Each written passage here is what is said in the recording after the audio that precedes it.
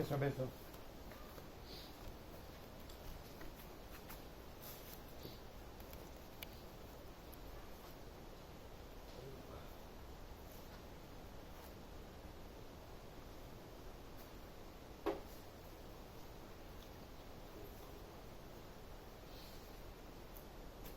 તમને એવું ખ્યાલ આવે કે તમારો અમે પૂછ્યું તમારો એક પણ શબ્દ થિયોરિટિકલ બી નહીં, ફિલોસોફિકલ બી નહીં, પ્રેક્ટિકલ બી નહીં, ફોર્માલિટિકલ, ખાલી કહેવાનો એનો મોટા મોટા શબ્દો મેન જે અનુભૂતિ નથી એમનામાંથી એમ આવ્યું કાંઈ પરમ શાંતિ. હા પ્રભુ. અને ખરેખર અહીંયા અનુભૂતિ છે કે સહજ પરમ શાંતિ, પણ એ તમને નથી. એટલે તમારા શબ્દ તમે પોલિટિકલ છો અને ફોર્માલિટિકલ છો, એટલે બાકી તમે એકદમ માયાના પ્યાદા છો, મોહના. આમ ફટક દઈને દોડો છો, ફટ દઈને દોડો, કાંઈ પણ બાનું કાઢીને આમ છે આમ છે આમ છે, કાંઈ નથી હોતું. એમને મરી જ જવાનું સડીને ગંદી કટું. તમને કોઈ કહેનાર નથી એટલે હવે તમે આવો છો એટલે કહી, નહીં તો કહી જ નહીં. બસ બીજું શું? બસ મરી ગયા સુધી આમ જ કરવાનું છે ને. બસ બોલવાનું ફોર્માલિટી.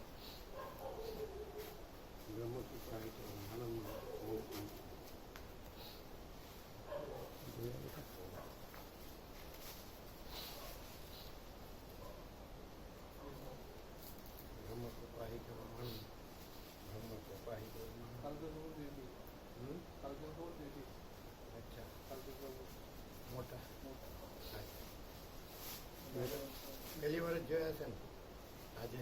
પેલા જોયા નહીં હતું એટલે આવ્યા નહીં. ક્યારે? કેટલી ઉંમર હતી?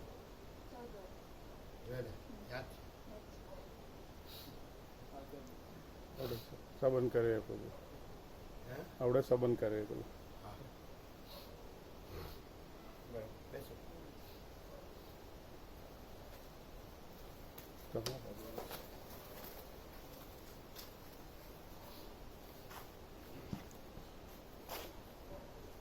પાંચ શબ્દો છે એમનામાંથી આવે બધું ગોળ ગોળ આવે. તમે કેમ કીધું પરમ શાંતિ? બધા મહાતીર્થોના દર્શન કર્યા, આ જગ્યામાં કેવું તો એ બધું ગોળ, આમાં બધું સમાયેલું છે ને આમ છે ને તેમ. એટલે થિયોરિટિકલ બી નથી, ફિલોસોફિકલ બી નથી, પ્રેક્ટિકલ બી નથી, સમજે? પણ ફોર્માલિટિકલ અને પોલિટિકલ. અને ભાગમ ભાગ દોડાદોડી અંદરથી છે નહીં, કાંઈ જરૂર નથી. વિપુલ ટૂંકમાં આની ત્યાં જરૂર છે? સાચું બોલજો, સાચું બોલજો, જો જુઠ્ઠું ન બોલે. અહીંયા આની ત્યાં જરૂર છે અથવા એને એ કાંઈ જરૂર છે? જો ના પાડે, જો એનો ચિરંજીવ.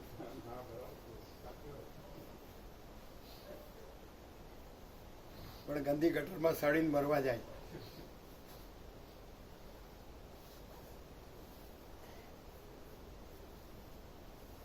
હવે તમારો રક્ષક કોઈ નહીં.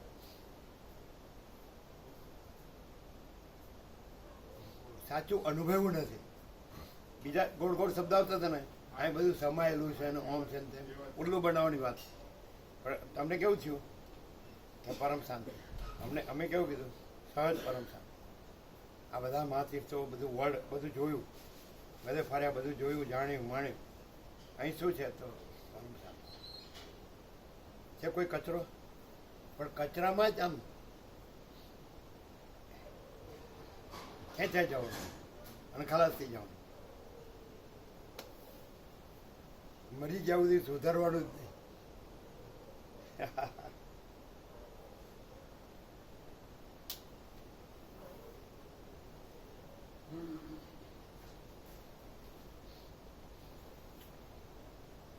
ફોર્માલિટિકલ અને પોલિટિકલ, પણ એમાં કાંઈ મળે નહીં અને કાંઈ વળે નહીં. પોતાની ભ્રાંતિથી ભલે માને કે હું બધું જાણું છું. It is nothing.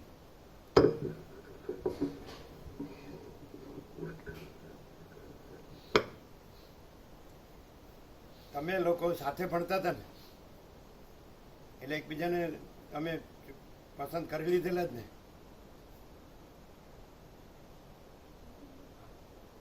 એ તો પછી આવ્યા ને, રમણ પ્રભુ તો પછી ત્યાં આવ્યા ને. સાચું બોલવાનું. તમે પસંદ કરી લીધેલા હતા કે નહીં બંનેને, એકબીજાને? તો તમે જૂઠું બોલ્યા કે નહીં? એમ બધું કર્યા પછી કે છે તમે બધું કરો અને પછી કહો અમારી ઈચ્છા નથી, એ સાચું? એટલે સાચું શું? તમે શું બોલો તમને ખબર જ પડતી નથી. તમે આખી જિંદગી જે કરો યોગેશ પ્રભુ, અને પછી તમે કહો અમારી ઈચ્છા નહોતી, એનો કોઈ અર્થ ખરો? કર્યું શું એને ખબર જ નથી પડતી હું શું બોલું. હા, એટલે પછી એ લોકો એકબીજાને પસંદ કર્યા, પછી તમારે જવાની જરૂર હતી? તમારે જવાથી થવાનું હતું કે થઈ ગયું હતું? હા, હજી આ માણસ યોગેશ પણ સમજો જ.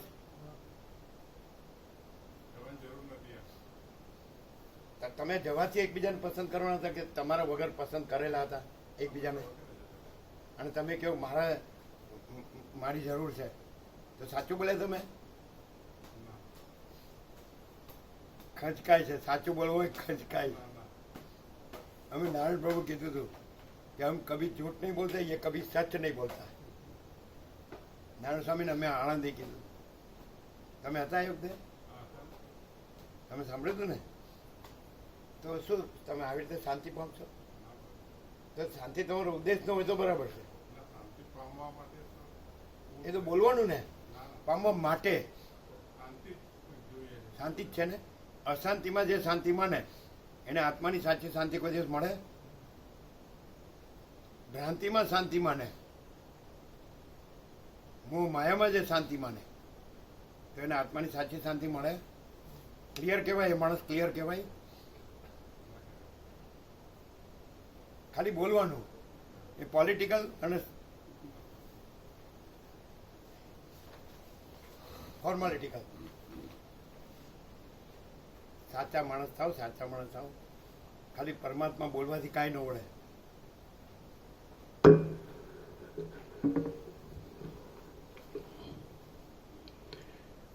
ओम परम चिदाकाश परम ज्योति अखंड ज्योति महाचिदाकाश स्वयं प्रकाश संपूर्ण प्रकाश पूर्ण ब्रह्म अनंत तेज घन अनंत चिद घन परमाकाश केवल अनंत शुद्ध तेज घन परमाकाश अखिलात्मा पूर्ण ब्रह्म परमात्मा परम चिदाकाश परम ज्योति अखंड ज्योति अनंत पूर्ण परम चिदाकाश परम शांति स्वयं सिद्ध स्वयं प्रकाश स्वयं पूर्ण स्वस्वरूप यही सब कुछ है, इसके सिवा कुछ नहीं है. शून्य भास अनंत कोटि महाकल्पो है ही नहीं. महाचिदाकाश स्वयं प्रकाश संपूर्ण प्रकाश महाचिदाकाश ज्योति अनंत अखंड अभेद महाचिदाकाश ज्योति महातत्व महासामान्य महाचिदाकाश स्वसंवेद्य सहज निर्विकल्प महाचिदाकाश परम कैवल्य परम शांति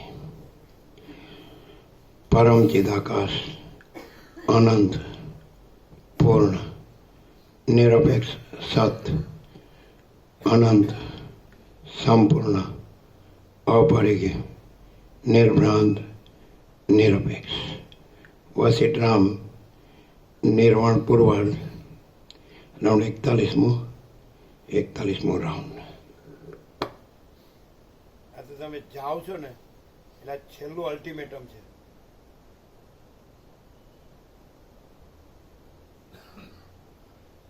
આમને આમ આમને આમ આમને આમ ભાગ્યા કરો જ ને એમાં કાંઈ નથી. અને આનું બોલવાનું છે ને એ કાંઈ નથી. આનું ખાલી આપણે બોલીએ યોગેશ પ્રભુ એ કાંઈ નથી. તમે બધા શાસ્ત્ર ગુરુને જાણ્યા હોય ને અને બધું બોલી શકતા હોય ને એ કાંઈ નથી. આત્માની સાચી શાંતિ છે એ જ સર્વસ્વ છે. એ ન હોય તો બીજું બધું છે એ દમ મિથ્યાચારને પાખંડ છે.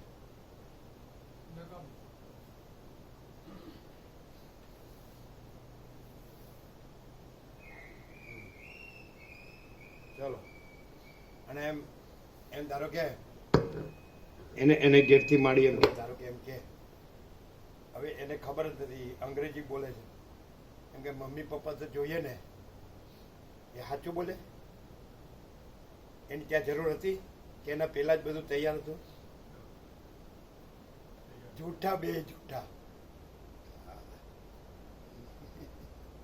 સમજાય. બોલો જૂઠા કે નહીં? ચાલો મૂળ પોતાની જે વાસના ભ્રાંતિ છે એ જે પોતાનો જે મોહ છે ને એ જે માયાના ચક્કર છે એ ભમાવે છે. નહીં તો કાંઈ જરૂર નથી. અત્યારે એવરેજ કેટલાની ગણાય? 68, 70 કેટલા થયા? 69. અને પેલું 1.5 વર્ષ ચાલ્યું એમાંથી પાછા આવવાના હતા ખબર છે?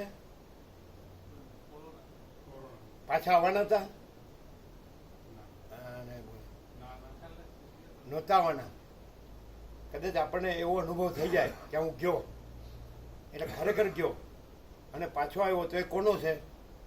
એ અહીં કોઈનો છે તો મૂળ વિષય પામર કહેવાય. કોમન સેન્સ હોય તો ખબર પડે. આ હું ગયો એટલે હું નથી રહ્યો અને પાછો આવ્યો તો હવે કોનો છે? પછી આમાં ને આમાં મરે તો એ મૂર્ખાને કાંઈ ખબર પડી? ચાલો હવે ચાલો.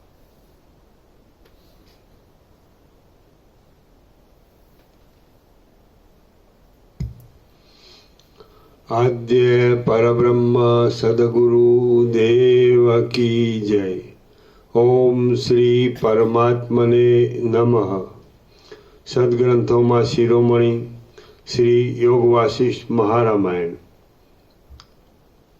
નિર્વાણ પ્રકરણ પૂર્વાર્ધ. અમે એમ કહેતા મોટાવાળાના ગોવા પ્રભુને એમ કહેતા નિકોરા નર્મદા કે ડોબું બહેરુની વાસનાનું ગુલામ ડોબું.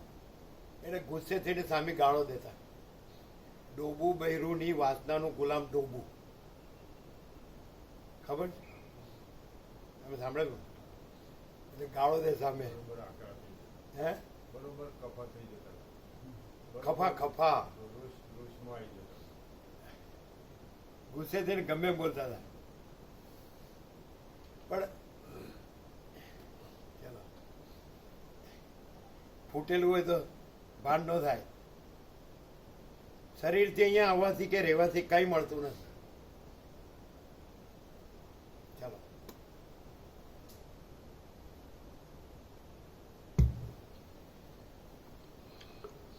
સર્ગ 50મો. આ 50મા સર્ગમાં લિંગ શરીરની ઉત્પત્તિ અને ઇન્દ્રિય દ્વારા બહારના વિષયનો અંદર આવવાનો ક્રમ કહેવામાં આવશે. ઇન્દ્રિય સંવેદન વિચાર. રામ બોલ્યા, હે પ્રભુ, જે કાંઈ જાણવાનું હતું તે સગળું જણાઈ ચૂક્યું અને જે કાંઈ જોવાનું હતું તે સંપૂર્ણ રીતે જોવાઈ ચૂક્યું. આપના બ્રહ્મજ્ઞાનરૂપી પરમ અમૃતથી અમે પરિપૂર્ણ થયા છીએ. પૂર્ણ બ્રહ્મમાંથી નખની અણી સુધી ભરપૂર થયેલું આ જીવનું સ્વરૂપ વાસ્તવિક રીતે બ્રહ્મ જ છે. પૂર્ણ બ્રહ્મમાંથી અનુક્રમે જે આકાશાદિક ઉત્પન્ન થાય છે ઉપરથી ફરીથી છેલ્લું એ બ્રહ્મ જ છે. એ પૂર્ણ બ્રહ્મમાંથી નખની અણી સુધી ભરપૂર થયેલું આ જીવનું સ્વરૂપ વાસ્તવિક રીતે બ્રહ્મ જ છે. પૂર્ણ બ્રહ્મમાંથી અનુક્રમે જે આકાશાદિક ઉત્પન્ન થાય છે તે પણ પૂર્ણ રૂપ જ ઉત્પન્ન થાય છે. વાસ્તવિક રીતે પૂર્ણ બ્રહ્મથી પૂર્ણતાવાળું જીવ તત્વ જો અખંડ ઐક્યથી ભરપૂર થાય તો કલ્પિત અપૂર્ણતારૂપી ભ્રમ ટળી જાય છે અને પૂર્ણમાં પૂર્ણપણું જ રહે છે. હે મહારાજ, ઘણા લોકોના બોધને વધારવા માટે હવે એક વાત હું આપને સહજ પૂછું છું. માટે પિતા જેમ બાળક ઉપર કોપ ન કરે તેમ આપ મારા પર કોપ ન કરશો. કાન, આંખ, ચામડી, જીભ અને નાક એ મરણ પામેલા પ્રાણીના શરીરમાં હોવા છતાં પણ અને પ્રત્યક્ષ રીતે દેખાતા હોવા છતાં પણ પોતપોતાના વિષયોને કેમ જાણતા નથી? અને જીવતા માણસોના શરીરમાં એ પોતપોતાના વિષયોને કેમ જાણે છે? જો કહેશો કે ઇન્દ્રિયો ગોલકોથી જુદી છે, તેઓ જીવતા માણસના શરીરમાં જ રહે છે અને તે ઇન્દ્રિયો પોતે બહાર નીકળી ઘટાદિકના બાહ્યપણાનો અનુભવ કરીને પછી અંદર પેસીને તે અનુભવને કહે છે, તો એ વાત ઘટતી નથી. કેમ કે તેઓમાં ચેતનપણું પણ નથી અને કહેવાનું સામર્થ્ય પણ નથી. જો કહેશો કે ઇન્દ્રિયો બહારના ઘટાદિક પદાર્થને હૃદયમાં લઈ જઈને સ્થાપે છે, તો એ વાત પણ ઘટતી નથી. કેમ કે હૃદયમાં પદાર્થોનું સ્થાપન થયું હોય તો હૃદયમાં વારંવાર તે પદાર્થોનો અનુભવ થવો જોઈએ. ઘટાદિક પદાર્થો હૃદયમાંથી પાછા બહાર નીકળતા પણ જોવામાં આવતા નથી. જો કહેશો કે ઘટાદિક વિષયો પ્રથમ ચક્ષુ આદિ ઇન્દ્રિયોને પોતાના પ્રદેશમાં ખેંચે છે અને પછી તે ખેંચાયેલી ઇન્દ્રિયો વિષયોને વીંટીને હૃદયમાં રહેલા ભોગતાની પાસે કોઈ અંશથી અંદર લાવે છે, તો એ વાત પણ ઘટતી નથી. ઘટાદિક વિષયો ગોલકોના પ્રદેશો સુધી આવતા નથી, માટે તેઓ ઇન્દ્રિયોને શી રીતે ખેંચી શકે? ઇન્દ્રિયો રજ્જુની પેઠે ઘટાદિક વિષયોને વીંટાય છે એ વાત પણ મનાય નહીં એવી છે.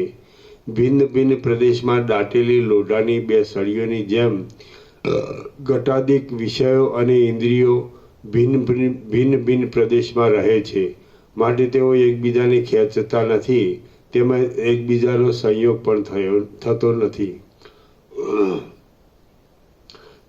એકબીજાનો સંયોગ પણ થતો નથી. નેત્ર વગેરે અલ્પ છિદ્રોમાં ઘટાદિક સ્થૂળ પદાર્થોનો પ્રવેશ થાય એ પણ અનુભવથી વિરુદ્ધ છે. હે મહારાજ, હું જાણતો હોવા છતાં પણ મૂર્ખ લોકોને સમજણ પડે એટલા માટે આવા વિષયો વારંવાર પૂછું છું. માટે આપ દયા કરીને સંપૂર્ણ રીતે તેના ઉત્તર આપશો. વશિષ્ઠ બોલ્યા, ઇન્દ્રિયો ગોલકોથી જુદી નથી એ વાત તો બહુ જ સાધારણ છે.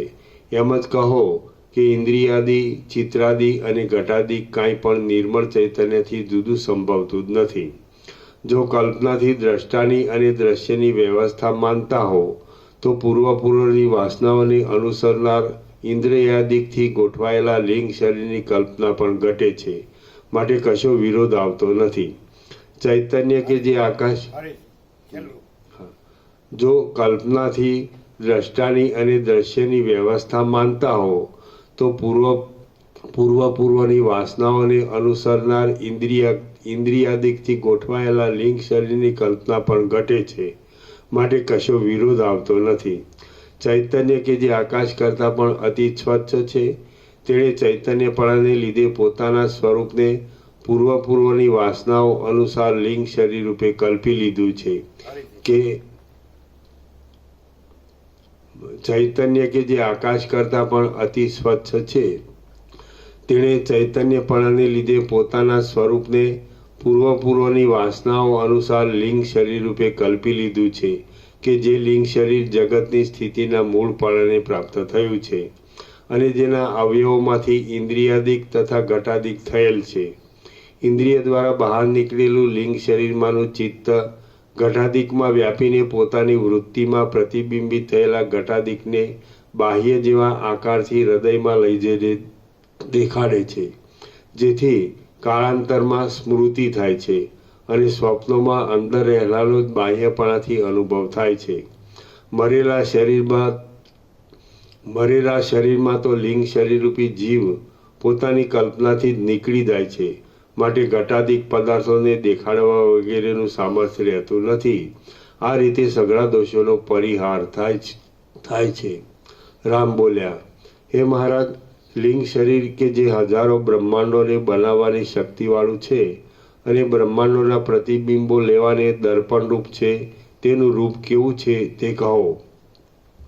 વશિષ્ઠ બોલ્યા, નહીં જાણવામાં આવેલું બ્રહ્મ તત્વ લિંગ શરીરનું મૂળ છે કે જે બ્રહ્મ તત્વ આદિથી તથા અંતથી રહિત છે, નિર્દોષ છે, શુદ્ધ ચૈતન્ય માત્ર છે અને કલ્પનાઓથી રહિત છે.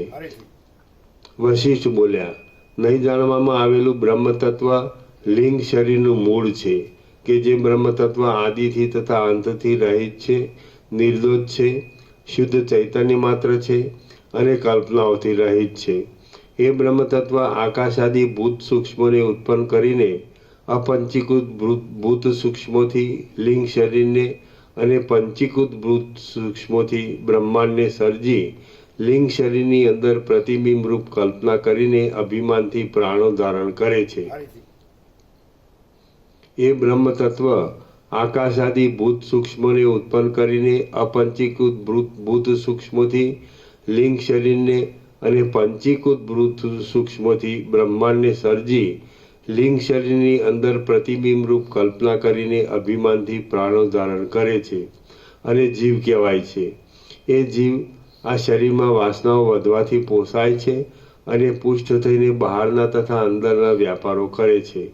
એ જ જીવ અહંભાવ ધરવાથી અહંકાર કહેવાય છે, મનન કરવાથી મન કહેવાય છે, બોધ કરવાથી તથા નિશ્ચય કરવાથી બુદ્ધિ કહેવાય છે, દ્રશ્યભૂત થવાથી ઇન્દ્રિય કહેવાય છે, દેહની ભાવનાથી દેહ કહેવાય છે અને ઘટની ભાવનાથી ઘટ કહેવાય છે. સઘળા વ્યાપારોમાં સાધારણપણારૂપ સ્વભાવ ઉપરથી વિદ્વાનો તેને જ લિંગ શરીર કહે છે. જ્ઞાનેન્દ્રિયોના વ્યાપારથી જાણનારપણું, કર્મેન્દ્રિયોના વ્યાપારથી કરતાપણું, તે વ્યાપારોના ફળભૂત સુખ દુઃખોના આશ્રયપણાથી ભોગતાપણું અને સર્વનો ઉદાસીનપણાથી પ્રકાશ કરવાથી સાક્ષીપણું ઇત્યાદિ ધર્મોને અભ્યાસથી પોતામાં લેનારો જે અનુભવ છે, તે અનુભવ ચૈતન્યનું પ્રાધાન્ય લઈને જીવ કહેવાય છે અને જડભાગનું પ્રાધાન્ય લઈને લિંગ શરીર કહેવાય છે. એ જીવ બુદ્ધિના આકારોનો કાળના ભેદથી ભેદ થવાને લીધે કામ, ક્રોધ, હર્ષ તથા ખેદ ઇત્યાદિથી રંગાઈને જાણે જુદા જુદા પ્રકારનો હોય એવો થઈ જાય છે અને કાળે કરીને લિંગ શરીરરૂપ સ્વભાવને લીધે જેમાં અનંત વાસનારૂપ કણિકાઓનો ઉદય પણ થાય છે એવા આકારને પામે છે. જેમ પાણી રેડવાથી પાંદડા આદિ બીજનો અંકુર તથા આકાર થાય છે, તેમ વાસનાઓ પ્રકટ થવાથી શરીરાદિક, સ્થાવરાદિક તથા જંગમાદિક આકાર થાય છે. આ પ્રમાણે થતા જીવ હું આદ્ય ચિદાત્મા નથી પણ શરીર આદિ રૂપ જ છું એવા મિથ્યા જ્ઞાનને પ્રાપ્ત થાય છે. અનાદિકાળની વાસનાઓથી ઘેરાયેલો જીવ જેમ તરંગોથી અથડાતું લાકડું સમુદ્રમાં ભમ્યા કરે છે, તેમ સંસારરૂપી સમુદ્રમાં ઊંચી નીચી યોનિઓમાં ભમ્યા કરે છે. એમાં કોઈ સાત્વિક જાતિનો જીવ પૂર્વકલ્પનો ભવબંધ ભોગવી રહ્યા પછી આ કલ્પના આરંભમાં પહેલા જન્મમાં જ આત્માને જાણીને આદિ તથા અંતથી રહિત એવા પદને પ્રાપ્ત થાય છે. એમાં કોઈ સાત્વિક જાતિનો જીવ પૂર્વકલ્પનો ભવબંધ ભોગવી રહ્યા પછી આ કલ્પના આરંભમાં પહેલા જન્મમાં જ આત્માને જાણીને આદિ તથા અંતથી રહિત એવા પદને પ્રાપ્ત થાય છે. અને કોઈ જીવ આ કલ્પમાં જુદી જુદી યોનિઓના ભોગથી દુઃખી થઈને ઘણે ગાળે આત્મજ્ઞાન પામે છે અને પછી પોતાના પરમપદને પ્રાપ્ત થાય છે. હે ઉત્તમ બુદ્ધિવાળા રામચંદ્રજી, શરીરપણાને પામેલો એવા રૂપવાળો જીવ જે રીતે ઘટાદિક પદાર્થોનો ચક્ષુ આદિથી પોતાની અંદર અનુભવ કરે છે, તે રીતે હું કહું છું તે સાંભળો. લિંગ શરીરમાં પ્રતિબિંબની જેમ રહેલો એ ચૈતન્યાત્મક જીવ મન સહિત 6 ઇન્દ્રિયોવાળા આ દેહમાં રહે છે અને તેથી દેહની અંદર આવેલા સુખ દુઃખાદિકનો અનુભવ કરે છે. જ્યારે બીજા ઘટાદિક બાહ્ય પદાર્થોને જોવાનું હોય ત્યારે જેમ જળ તળાવમાંથી નીકળે માર્ગે બહાર જાય છે, તેમ તે જીવ દેહમાંથી નીકળી ચક્ષુ આદિ દ્વારથી બહારના ઘટાદિક સુધીના આકાશમાં જાય છે. તે સમયે એ ઘટાદિક બાહ્ય પદાર્થ ચક્ષુ આદિ દ્વારથી નીકળીને આવેલા જીવ ચૈતન્યથી તેની વૃત્તિ દ્વારા વ્યાપ્ત થવાને લીધે વિષયપણાને પ્રાપ્ત થાય છે. એવી રીતનો ઇન્દ્રિય દ્વારા બાહ્ય પદાર્થનો સંબંધ જીવતાને થાય છે, પણ મુવેલા કે મુક્તને થતો નથી. અંતઃકરણની વૃત્તિરૂપ અથવા નેત્રના કિરણરૂપ અતિ સ્વચ્છ વસ્તુમાં બહારના આકાશમાં રહેલા ઘટાદિક પદાર્થનું પ્રતિબિંબ પડે છે અને તે પ્રતિબિંબને વૃત્તિની અંદર રહેલા જીવની સાથે સંયોગ થાય છે. જો કે આ સમયમાં તે જીવ શરીરથી બહાર છે તો પણ શરીરથી બહાર પ્રાણોને ધારણ કરતો નથી. તેથી હું હમણાં બહાર રહીને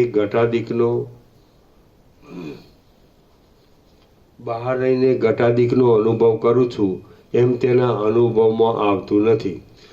કેમ કે જ્યાં પ્રાણની વ્યાપ્તિ હોય ત્યાં જ અહંતાનો વિચાર થાય છે, પણ બહાર થતો નથી. જ્યારે નેત્રની કીકીઓ પડર આદિ દોષો ન હોય ત્યારે જ અંદર સ્વચ્છ તથા નવીન રત્ન જેવી હોય છે. ત્યારે તેઓમાં ઘટાદિકના પ્રતિબિંબ સહિત ચિત્તની વૃત્તિ પાછી પહેચે છે. આવી રીતે નેત્રની કીકીઓ દ્વારા અંદર બેઠેલો પ્રતિબિંબરૂપ પદાર્થનો હું છું એવા અભિમાનવાળા જીવની સાથે સંયોગ થાય છે.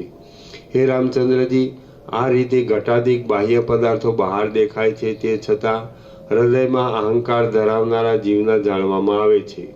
જે પદાર્થોનો પોતાની સાથે સંયોગ થાય તે પદાર્થને બાળક, પશુ અને સ્થાવર પણ જાણે છે, ત્યારે જીવ શા માટે ન જાણે?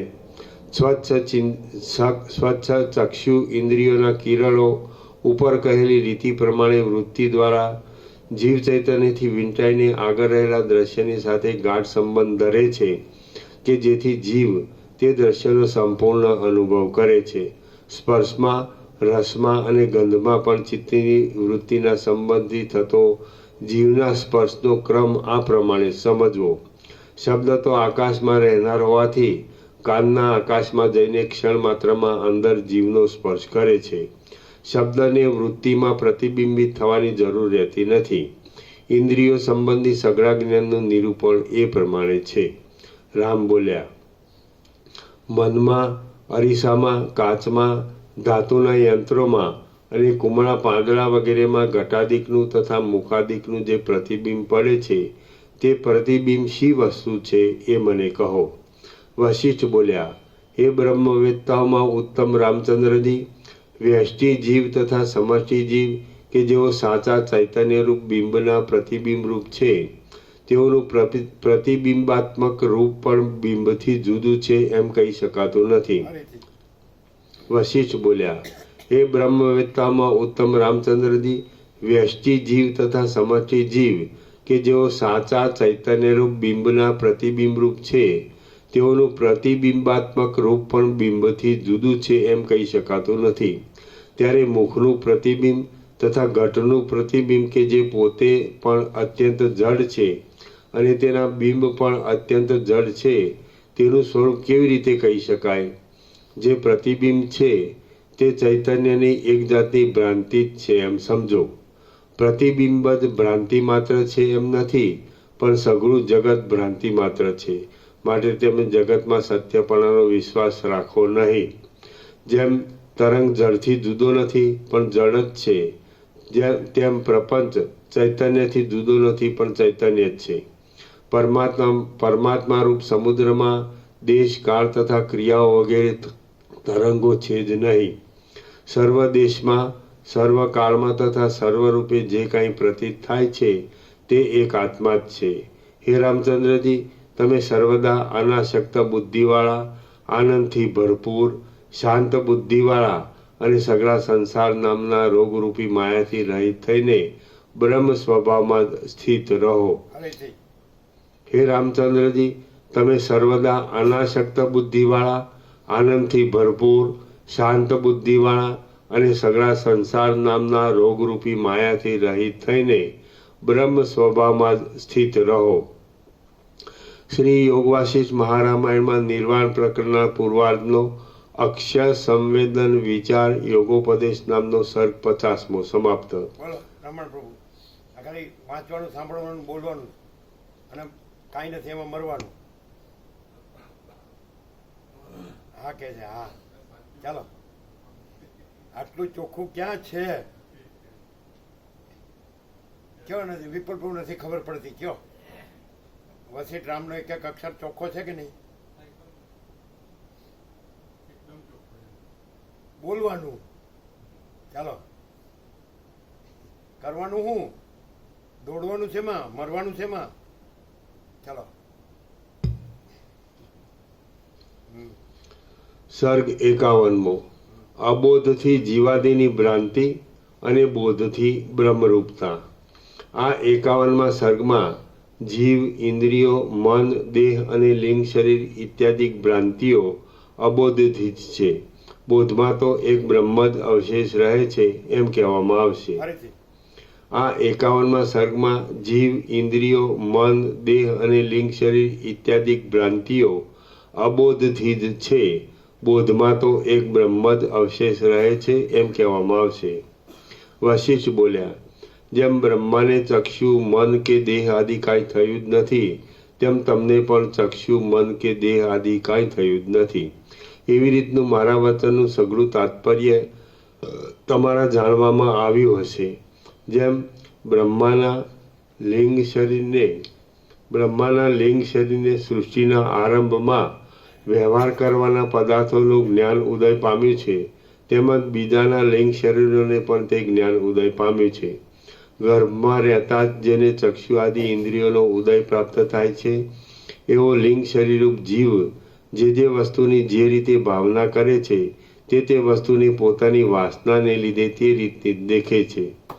જેમ બ્રહ્માના મનના વ્યાપારમાં પોતાનો અનુભવ જ ઇન્દ્રિયો રૂપે તથા ઇન્દ્રિયોના વિષયો રૂપે થયેલ છે, તેમ તમારા મનના વ્યાપારમાં પણ તમારો અનુભવ જ ઇન્દ્રિયો રૂપે તથા ઇન્દ્રિયોના અનુભવ રૂપે થયેલ છે એમ મારું કહેવું છે.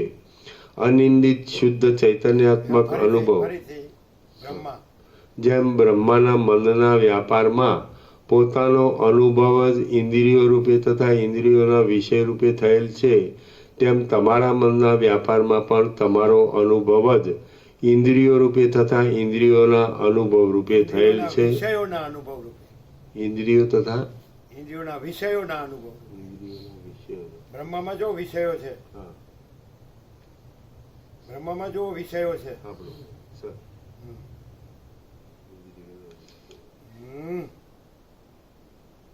અમારી પાસે ચોપડી નથી.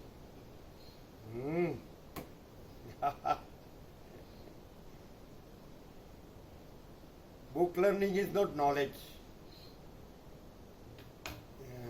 ચાલો. જેમ બ્રહ્માના મનના વ્યાપારમાં પોતાનો અનુભવ જ ઇન્દ્રિયો રૂપે તથા ઇન્દ્રિયોના વિષય રૂપે થયેલ છે, વિષય રૂપે થયેલ છે, તેમ તમારા મનના વ્યાપારમાં પણ તમારો અનુભવ જ ઇન્દ્રિયો રૂપે તથા ઇન્દ્રિયોના વિષય રૂપે વિષય રૂપે થયેલ છે. અનુભવ રૂપે જ કાઢી નાખો.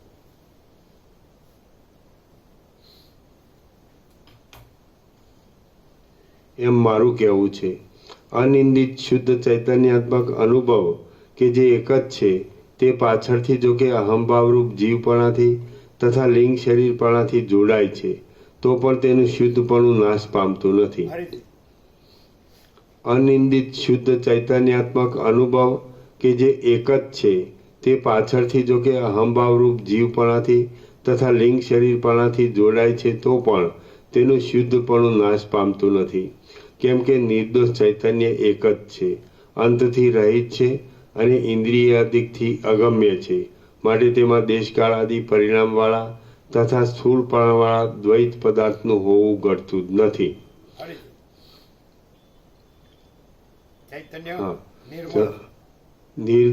કેમ કે નિર્દોષ ચૈતન્ય એક જ છે, અંતથી રહિત છે અને ઇન્દ્રિયાદિકથી અગમ્ય છે.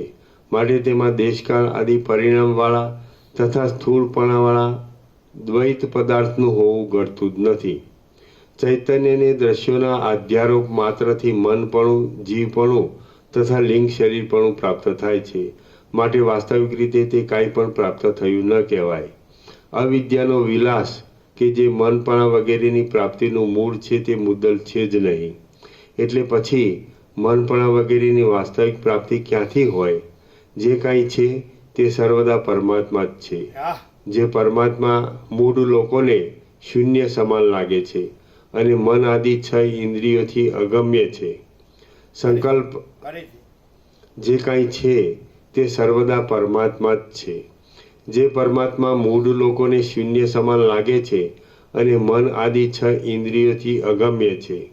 સંકલ્પાત્મક ચૈતન્યરૂપ જીવ પરમાત્માથી ઉત્પન્ન થાય છે ઇત્યાદિ જે કહેવામાં આવે છે તે તો ઉપદેશને માટે કલ્પનાથી જ કહેવામાં આવે છે. કેમ કે પરમાત્મામાં જીવપણું વગેરે કેવળ ભ્રમ જ છે, જેનું કારણ શોધવા યોગ્ય નથી, પણ ચિકિત્સા શોધવા યોગ્ય છે. અને મૂળની કલ્પના વગેરે તો જેની ચિકિત્સાનો ઉપાય છે એવો અવિદ્યારૂપી રોગ ગુરુશાસ્ત્રાદિકના ઉપદેશથી અને વિચારથી નાશ પામે છે. જેનું કારણ શોધવા યોગ્ય નથી, પણ ચિકિત્સા જ શોધવા યોગ્ય છે. અને મૂળની કલ્પના વગેરે તો જેની ચિકિત્સાનો ઉપાય છે એવો અવિદ્યારૂપી રોગ ગુરુશાસ્ત્રાદિકના ઉપદેશથી અને વિચારથી નાશ પામે છે. ત્યારે નિરાકાર સ્વરૂપ જ્ઞાન જ બાકી રહે છે કે જેની પાસેથી આકાશ પણ પરમાણુની જેમ મોટા પહાડની પેટે સ્થૂળ છે.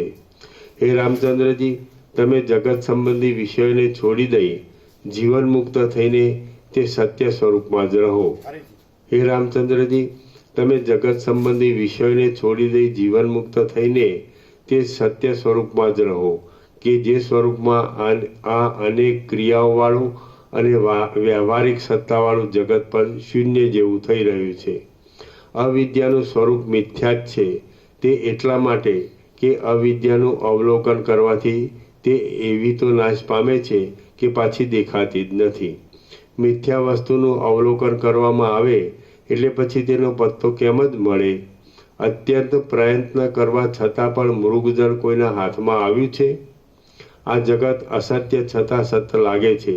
કેમ કે મિથ્યાભૂત અજ્ઞાનથી જગતની સત્યતા છે. કેમ કે મિથ્યાભૂત અજ્ઞાનથી જગતની સત્યતા છે. જો જ્ઞાન થાય તો જે વસ્તુ સાચી હોય તે જ જોવામાં આવે છે અને ભ્રમ નષ્ટ થઈ જાય છે.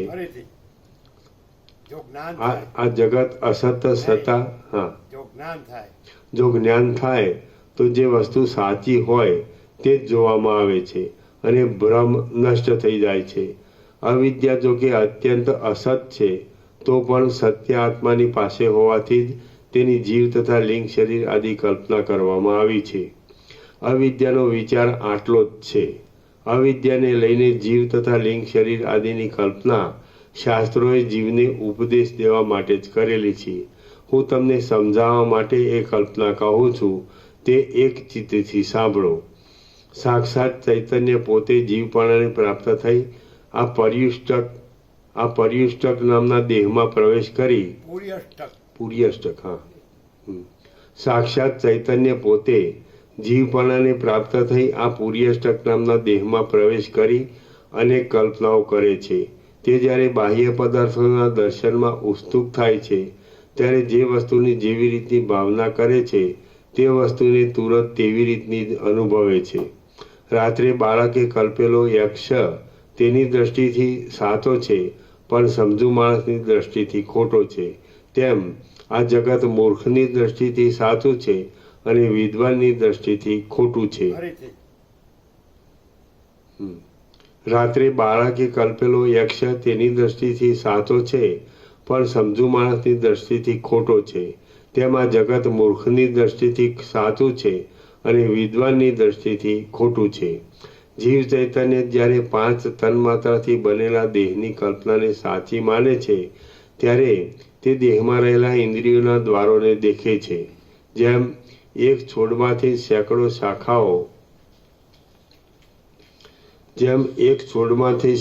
શાખાઓ થાય છે, તેમ એક ચૈતન્યમાંથી કલ્પનાને લીધે આ સઘળું બ્રહ્માંડ થયું છે.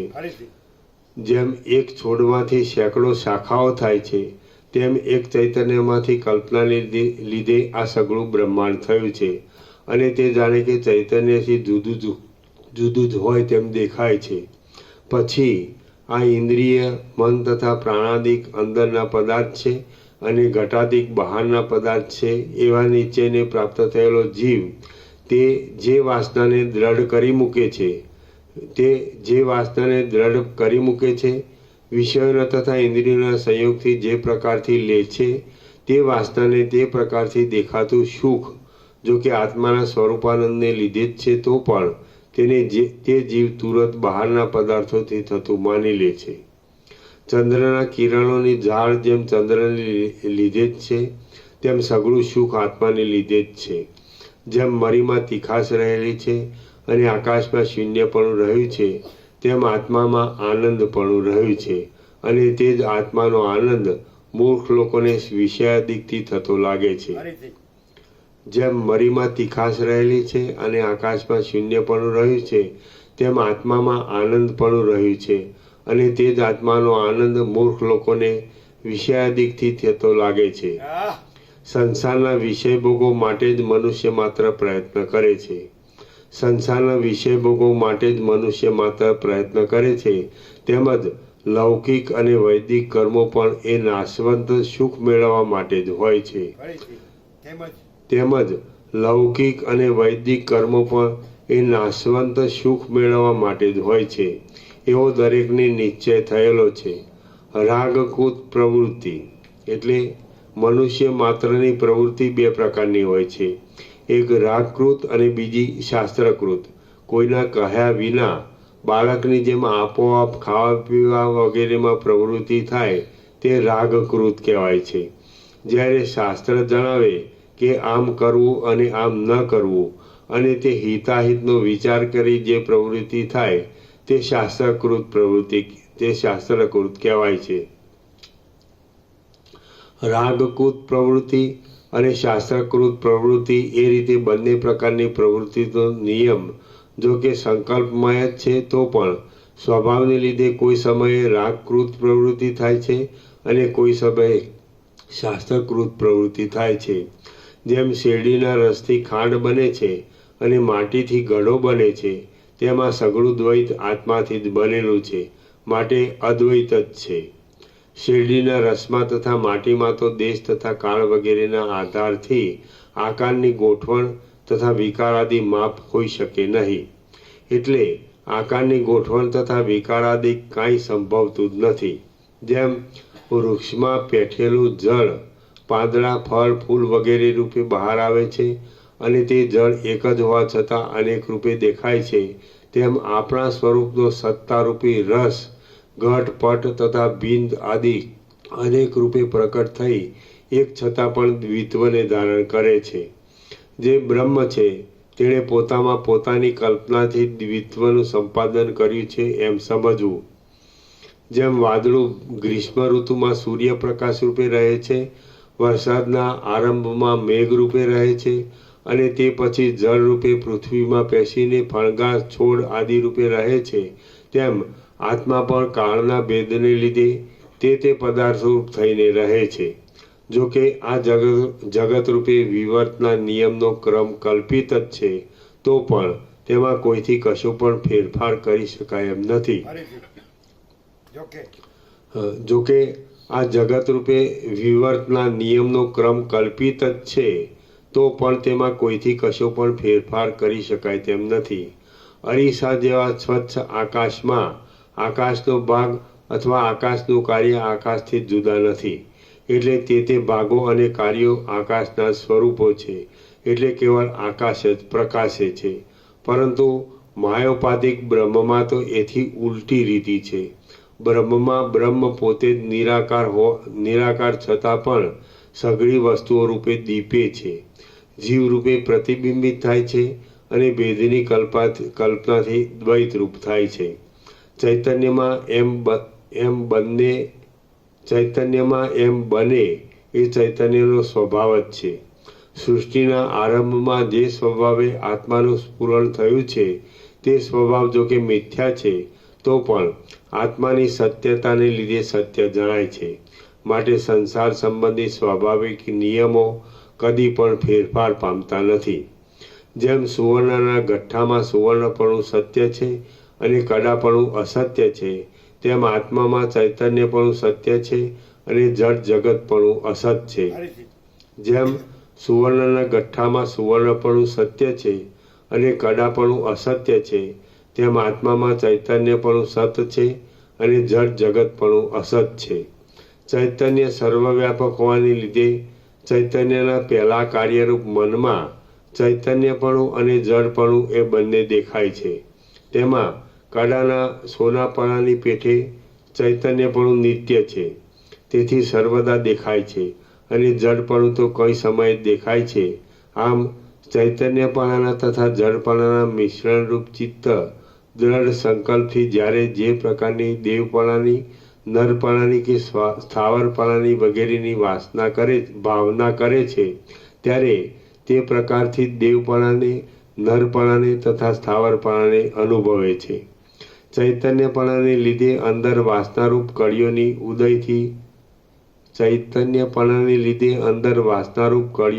ઉદયથી જેણે વિચિત્ર આકારોની ભાવના કરી હોય છે, એવો જીવ કાળના ભેદથી જુદા જુદા આકારોવાળો થઈ જાય છે. જેમ સ્વપ્નમાં જોવામાં આવેલું ગામ તરત જ સ્વપ્ન બદલાતા તે જ ગામ વર્ણાદિકપણાને પ્રાપ્ત થાય છે, તેમાં જીવ પણ એક દેહમાંથી બીજા દેહપણાને પ્રાપ્ત થાય છે, કેમ કે દેહોની પ્રાપ્તિ પ્રતિભાસરૂપ જ છે. જેમ સ્વપ્નમાં દેખાતો માણસ ભીત થઈને લુગડું થઈ જાય છે, તેમાં મિથ્યા દેહ પણ પોતાની મેળે દેહાંતર થઈ જાય છે.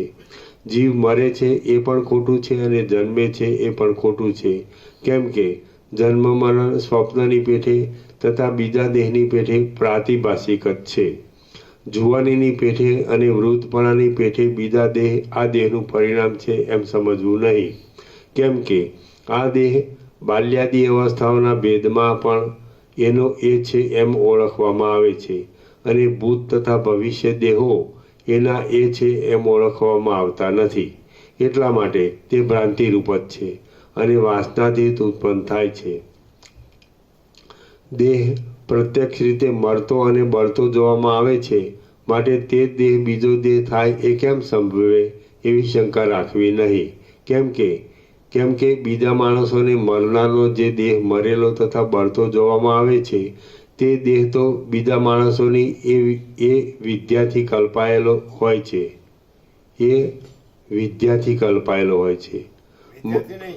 અવિદ્યાથી.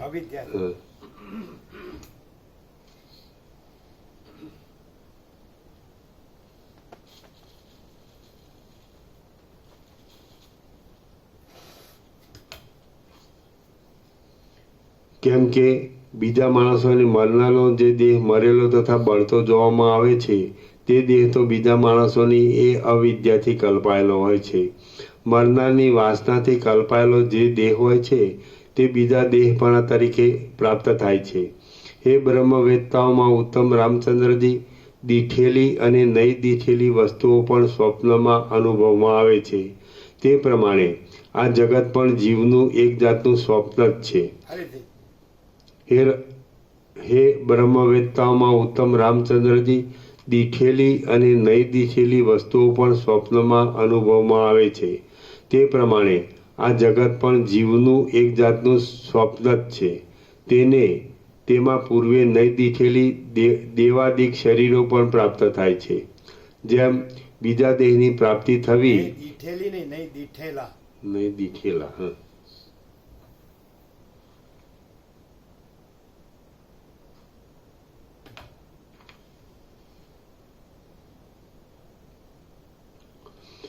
હે બ્રહ્મવેત્તાઓમાં ઉત્તમ રામચંદ્રજી, દીઠેલી અને નહીં દીઠેલી વસ્તુઓ પણ સ્વપ્નમાં અનુભવમાં આવે છે. તે પ્રમાણે આ જગત પણ જીવનું એક જાતનું સ્વપ્ન જ છે. તેમાં પૂર્વે નહીં દીઠેલા દેવાદિક શરીરો પણ પ્રાપ્ત થાય છે. જેમ બીજા દેહની પ્રાપ્તિ થવી એ વાસનામય સ્વપ્ન જ છે, તેમ મહાવાક્યથી થયેલા બ્રહ્મ સાક્ષાત્કારથી પ્રાપ્ત થતો બ્રહ્મભાવ પણ વાસનામય સ્વપ્ન જ કેમ ન હોય એવી શંકા કરવી નહીં, કેમ કે તુર્ય દ્રષ્ટિથી જોયેલો એને શિવમ દ્વૈત્વમ ચતુર્થમ મન્યતે ઇત્યાદિ શ્રુતિ વાક્યોએ કહેલો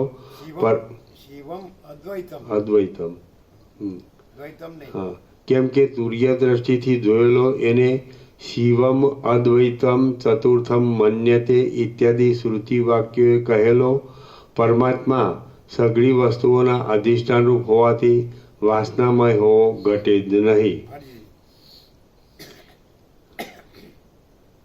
કેમ કે તુર્ય દ્રષ્ટિથી જોયેલો એને શિવમ અદ્વૈતમ ચતુર્થમ મન્યતે ઇત્યાદિ શ્રુતિ વાક્યોએ કહેલો પરમાત્મા સઘળી વાસનાઓ અધિષ્ઠાનરૂપ હોવાથી વાસનામય હોવો ઘટે જ નહીં.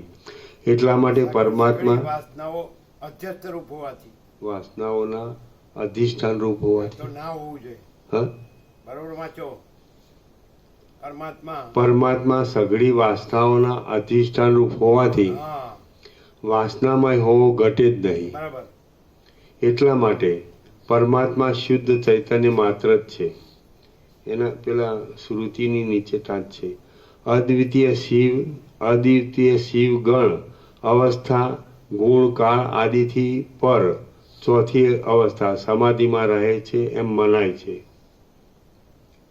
સ્વપ્નમાં જેમ પૂર્વે દીઠેલો પદાર્થ જોવામાં આવે છે તેમ નહીં દીઠેલો નવો પદાર્થ પણ જોવામાં આવે છે. તે રીતે આ સંસારરૂપ સ્વપ્નમાં પૂર્વે જોયેલા શરીરો પણ જોવામાં આવે છે અને નહીં જોયેલા શરીરો પણ જોવામાં આવે છે. જેમ ગઈકાલે કરેલું કુકર્મ આજે યત્નપૂર્વક કરેલા સુકર્મથી ટળી જાય છે તેમ અનાદિકાળની વાસના પણ આજ કરવામાં આવતા પુરુષાર્થથી ટળી જાય છે. જેમ ગઈકાલે કરેલું કુકર્મ આજે યત્નપૂર્વક કરેલા સુકર્મથી ટળી જાય છે તેમ અનાદિકાળની વાસના પણ આજ કરવામાં આવતા પુરુષાર્થથી ટળી જાય છે.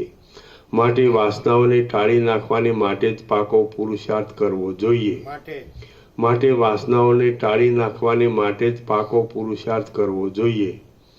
પ્રાણીઓની ચક્ષુ આદિ ઇન્દ્રિયો દેશકાળના યોગથી જન્મ મરણ આદિ પ્રાપ્ત થતા કેવળ જન્મ સમય પ્રકટ થાય છે અને મરણ સમયે લીન બને છે, પણ અત્યંત શાંત થતી નથી. તેઓની અત્યંત શાંતિ તો મોક્ષથી જ થાય છે. જેમ બાળકે મનથી કલ્પેલો મોટો યક્ષ મિથ્યા છતાં પણ આગળ આવીને ઊભો રહે છે, તેમ મોક્ષ ન થાય ત્યાં સુધી વાસનાથી કલ્પાયેલો પંચભૂતથી બનેલો દેહ મિથ્યા છતાં પણ આગળ આવીને ઊભો રહે છે. કોઈ રીતે સ્થૂળ દેહનો નાશ થઈ શકે એમ છે, પણ લિંગ દેહનો નાશ તો મોક્ષ વિના થઈ શકતો નથી. મન, બુદ્ધિ, અહંકાર તથા પંચ તન માત્રાઓ મળીને લિંગ શરીર કહેવાય છે અને તે લિંગ શરીર આકાર વિનાનું જ છે. લિંગ શરીર આકાર વિનાનું હોવા છતાં પણ અત્યંત પુષ્ટ છે. વાયુરૂપ છતાં પણ મોટી જાડી જેવું દુર્ભેદ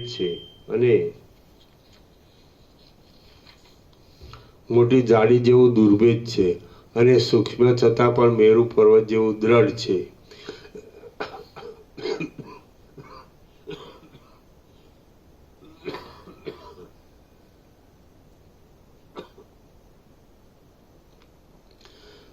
એ લિંગ શરીર વૈરાગ્ય આદિના અભ્યાસથી અને સામાજિક સાધનોની સંપત્તિના ક્રમથી શાંત થાય તો જ મુક્તિ થાય છે.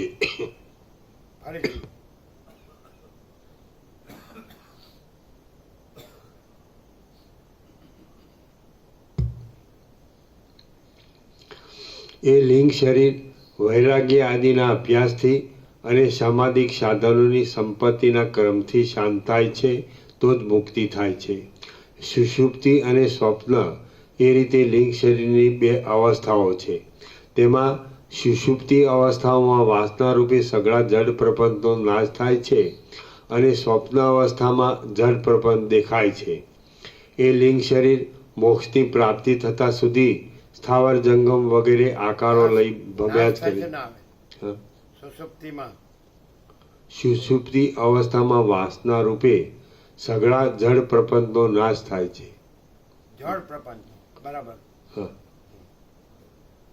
સુષુપ્તિ અવસ્થામાં વાસના રૂપે સઘળા જડ પ્રપંચનો નાશ થાય છે અને સ્વપ્ન અવસ્થામાં જડ પ્રપંચ દેખાય છે. એ લિંગ શરીર મોક્ષની પ્રાપ્તિ થતા સુધી સ્થાવર જંગમ વગેરે આકારો લઈ ભમ્યા જ કરે છે. સર્વ જીવોનું આ લિંગ શરીર કોઈ સમયે સુષુપ્તિ અવસ્થામાં રહે છે અને કોઈ સમયે સ્વપ્ન અવસ્થામાં રહે છે. લિંગ શરીરની સર્વથા શાંતિ તો મોક્ષમાં જ છે. લિંગ શરીરની સર્વથા શાંતિ તો મોક્ષમાં જ છે. સુષુપ્તિમાં રહેલું લિંગ શરીર પાછળથી જ્યારે ખરાબ સ્વપ્નોથી પીડાય છે ત્યારે પ્રલયકાળના અગ્નિ જેવું તપી જાય છે અને ભાન ભૂલી જાય છે. સ્થાવર આદિ શરીરોમાં અને સ્થાવરોમાં ઉત્તમ કલ્પવૃક્ષ વગેરેના શરીરોમાં રહેલું લિંગ શરીર શિલાના જેવી મોહની અત્યંત ઘાટાઈને લીધે સુષુપ્તિ અવસ્થામાં રહે છે એમ સમજવું. ચિત્તની જડતાનો જે વધારો તે જ સુષુપ્તિ છે. ચિત્તનું જે ભટકવું તે જ સંસાર છે. ચિત્તનો જે તત્વબોધ તે જ મુક્તિ છે અને તુર્યપણું એ જ ખરી જાગૃતિ અવસ્થા છે. ચિત્તની જડતાનો જે વધારો તે સુષુપ્તિ છે. ચિત્તનું જે ભટકવું તે સંસાર છે. ચિત્તનો જે તત્વબોધ તે જ મુક્તિ છે અને તુર્યપણું એ જ ખરી જાગૃતિ અવસ્થા છે. જેમ ત્રાબાના બેડવાળું સોનું મેલ ધોવાઈ જવાથી સોનાપણાને પ્રાપ્ત થાય છે તેમ જીવ બોધથી પરમાત્માપણાને પ્રાપ્ત થાય છે. જેમ ત્રાબાના ભેદવાળું સોનું મેલ ધોવાઈ જવાથી સોનાપણાને પ્રાપ્ત થાય છે તેમ જીવ બોધથી પરમાત્માપણાને પ્રાપ્ત થાય છે. બોધથી જીવને જે મુક્તિ થાય છે તે બે પ્રકારની છે. એક જીવન મુક્તિ અને બીજી વિદેહ મુક્તિ. સાક્ષીપણામાં જે સ્થિતિ તે જીવન મુક્તિ કહેવાય છે અને તુર્યાતીત પદમાં જે સ્થિતિ તે વિદેહ મુક્તિ કહેવાય છે. જીવ બોધથી બ્રહ્મરૂપ થાય છે અને તે બોધ બુદ્ધિના પ્રયત્નથી થાય છે. જીવ બોધથી બ્રહ્મરૂપ થાય છે અને તે બોધ બુદ્ધિના પ્રયત્નથી થાય છે. જો જીવ પ્રમાણોથી પોતાના સ્વરૂપને જાણે તો સાક્ષીરૂપ થઈને રહે છે અને ન જાણે તો જીવ ખરી રીતે બ્રહ્મરૂપ છે તો પણ તે અજ્ઞાનને લીધે સ્વપ્નની જેમ આ સંસારને દેખે છે. અને જો જીવ પ્રમાણોથી પોતાના સ્વરૂપને જાણે તો સાક્ષીરૂપ થઈને રહે છે અને ન જાણે તો જીવ ખરી રીતે બ્રહ્મરૂપ છે તો પણ અજ્ઞાનને લીધે સ્વપ્નની જેમ આ સંસારને દેખે છે અને તેથી તેનું હૃદય પથ્થર જેવું બને છે. જીવોની અંદર ચૈતન્ય કળા સિવાય બીજું કાંઈ છે જ નહીં, પણ તે ચૈતન્ય કળાને જે જીવ પોતાથી જુદું જાણે તે જીવ વૃથા શોક કર્યા કરે છે. અહો માયાનો વિલાસ અપાર છે કે જેથી જીવરૂપ પરમાણુની અંદર પરમ ચૈતન્ય વિના બીજું કશું નહીં હોવા છતાં પણ તેમાં જ્યાં ત્યાં જગત જોવામાં આવે છે. અહો માયાનો વિલાસ અપાર છે કે જેથી જીવરૂપ પરમાણુની અંદર પરમ ચૈતન્ય વિના બીજું કશું નહીં હોવા છતાં પણ તેમાં જ્યાં ત્યાં જગત જોવામાં આવે છે. જેમ તપેલીમાં ઉઘડતા જળની અંદર અનેક પ્રકારના પરપોટા થાય છે તેમ જીવરૂપ પરમાણુઓની અંદર મિથ્યાભૂત અનેક સંસારોનો ઉદય થાય છે. જેમ તપેલીમાં ઉકળતા જળની અંદર અનેક પ્રકારના પરપોટા થાય છે તેમ જીવરૂપ પરમાણુઓની અંદર મિથ્યાભૂત અનેક સંસારોનો ઉદય થાય છે. વાસનાનો ઉદય એ જ બંધ છે અને વાસનાનો લય એ જ મોક્ષ છે. વાસનાનો ઉદય એ જ બંધ છે અને વાસનાનો લય એ જ મોક્ષ છે. સુષુપ્તિમાં વાસનાઓ પ્રકટ થતી નથી પરંતુ સ્વપ્નમાં પ્રકટ થાય છે. પથ્થર જેવા જળ પદાર્થોમાં વાસના ખૂબ જ છુપાયેલી હોય છે. પશુ પક્ષીઓમાં તે વાસના સહજ દેખાયા કરે છે અને મનુષ્યોમાં તો તે વાસના પાતળી બની સદા દેખાયા કરે છે. જ્યારે દેહમાં અહમભાવથી હું દેહરૂપે છું એવી મર્યાદા બંધાય ત્યારે બહાર ઘટાદિક પદાર્થો પ્રકટ થાય છે. જ્યારે ચક્ષુ આદિ દ્વારથી અંતઃકરણ દ્વારા નીકળેલો અંતઃકરણની વૃત્તિવાળો જીવ બહાર આવી ઘટ આદિ આકારવાળો થાય ત્યારે હું ગળાને જાણું છું એવી રીતની ગ્રાહ્યની તથા ગ્રાહકની વાસનારૂપ સત્તા પ્રકટ થાય છે. જ્યારે આત્માનો બહારના ઘટાદિક અનાત્મ પદાર્થ સાથે સંયોગ થાય છે ત્યારે ચૈતન્યપણાને લીધે ગ્રાહ્યપણાની તથા ગ્રાહકપણાની બુદ્ધિ જાજવાના પાણીની પેઠે ઉદય પામે છે. આ સંસારમાં કાંઈ છોડાતું નથી અને કાંઈ લેવાતું પણ નથી, કેમ કે ચિદાત્મા બહારના તથા અંદરના આકારો રૂપે પ્રકાશે છે. આ સંસારમાં કાંઈ છોડાતું નથી અને કાંઈ લેવાતું પણ નથી, કેમ કે ચિદાત્મા બહારના તથા અંદરના આકારો રૂપે પ્રકાશે છે. જે આ સગળું બ્રહ્માંડ છે તે ચૈતન્યનો ચમત્કાર છે, માટે ભેદોની કલ્પનાઓ છોડી દો. આપણે તત્વબોધથી શોભી રહ્યા છે. બહારનું કે અંદરનું જગત કાળત્રયમાં પણ ચૈતન્યથી જુદું છે જ નહીં. જેમ તેના પોતાના રૂપમાં સમુદ્ર જોવામાં આવે તો તે સઘળા તરંગાદી ભેદોથી રહિત થઈ આકાશથી પણ અત્યંત સ્વચ્છ એક શુદ્ધ જળ થઈ જાય છે.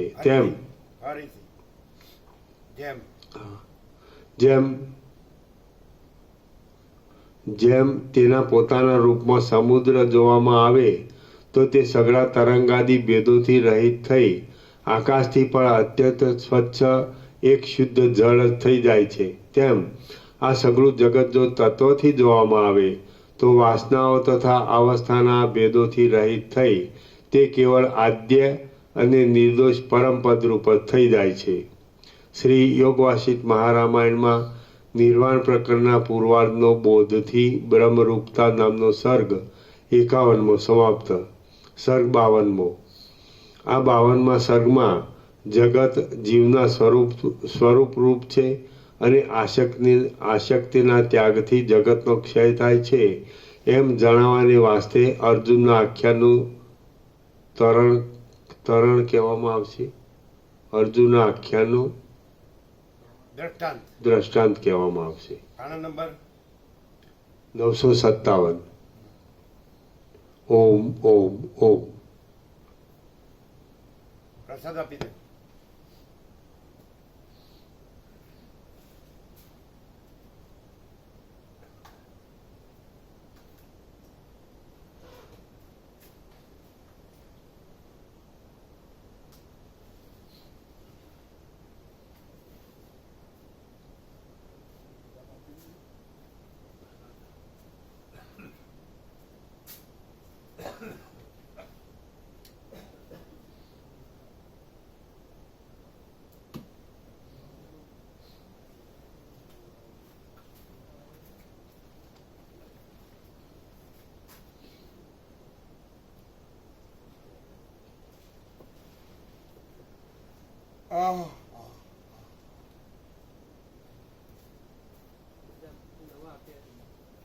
જે હમણાં આવ્યા એને જ 17 આપો.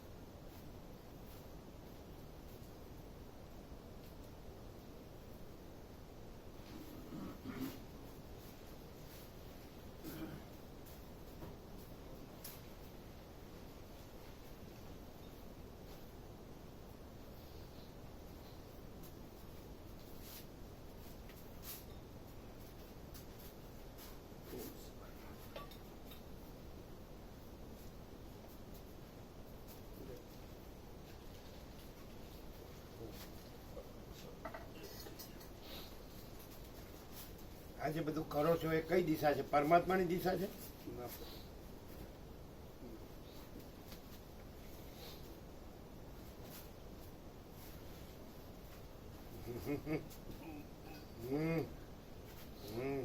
કેવો ન સમજાય એવું છે? ચોખ્ખું છે કે નહીં?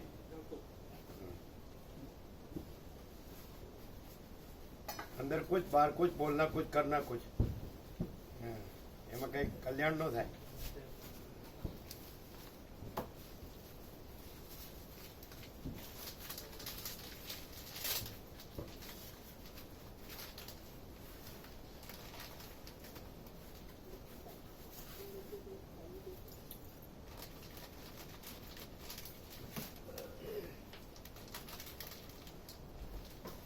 એને એકદમ ચોખ્ખું.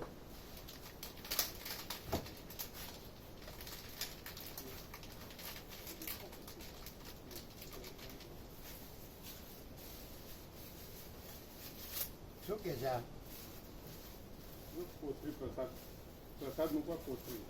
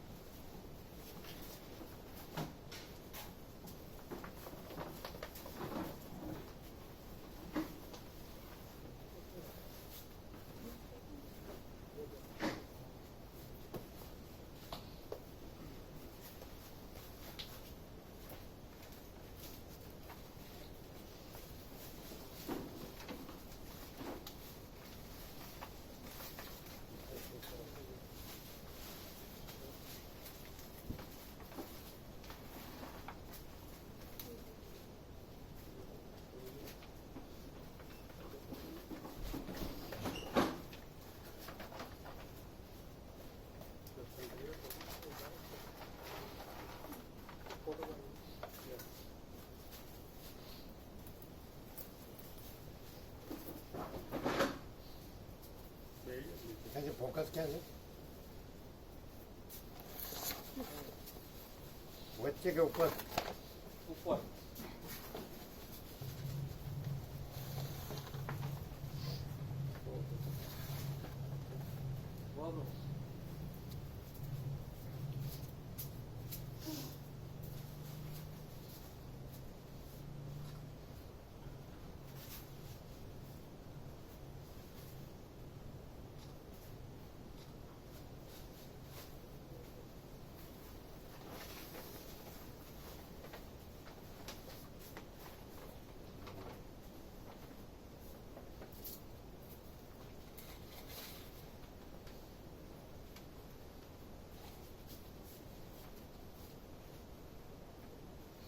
ડબલ સાઇઝ છે નહીં?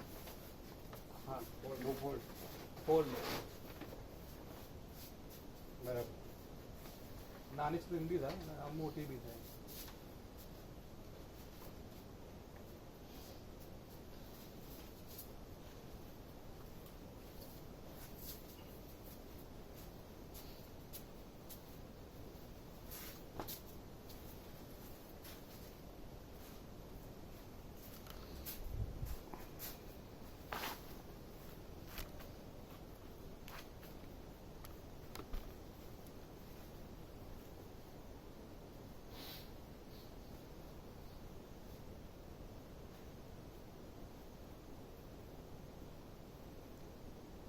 રામજી પ્રભુ જોડે વાત થઈ હતી પ્રભુ. રામજી પ્રભુને ફોન કર્યો હતો ને.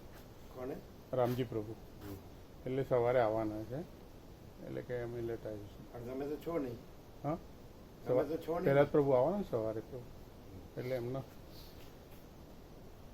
અત્યારે આવવાનું કહે કે ગાંધીનગરથી આવતું મોડું થાય તો સવારે આવીશું. જયંતિ પ્રભુ આવવાનું કીધું? જયંતિ પ્રભુ? હા, જયંતિ પ્રભુ કાલે પ્રભુ આવવાનું કહેતા હતા. એનું ટિકિટ બુકિંગ છે, પણ કંઈક દવાખાને બતાવવા ગયા એટલે પછી કે હું જોઉં છું એમ, પછી ફોન કરું છું કે કાલ આવવાના જ છે લગભગ.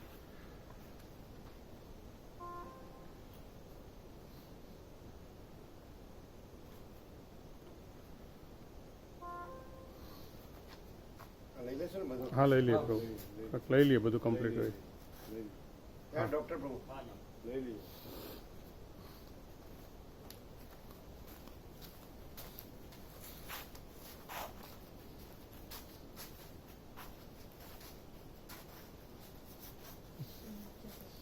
હા, તમે જાઓ ત્યાં જાઓ પ્રભુ જોડે.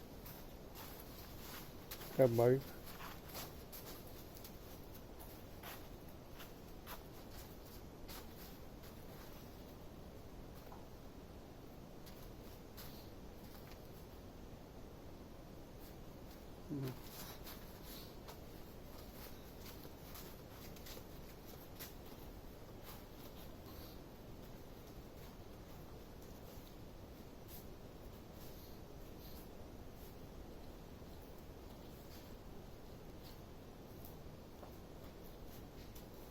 ટુકડો